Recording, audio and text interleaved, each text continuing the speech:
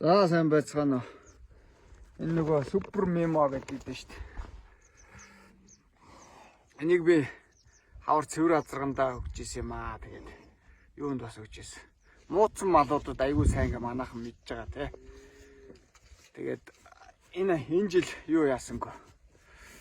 Цэвэр азаргаа тижээхтэй 100 сайн тижээж чадсангүй наад юм уу. Одоо ингээд тижээл нөрө туруун жоохон цайрсан байна. Би энэ ирцэн алдагдлууд байж магадгүй гэд мемогоо өгч эхлэх гэж байна.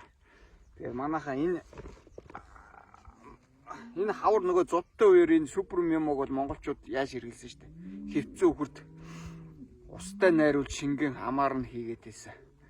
Тэгээ одоо энэ нөгөө мемогийн өнтөө өвөл аяны хүрээнд болохоор би урдчилж малуудаа ер нь өгөх нь зөв юм байна. Намар өгье гэж бодоод ингэж өгж эхэлж байгаамаа. За анхаарал ташинд баярлалаа.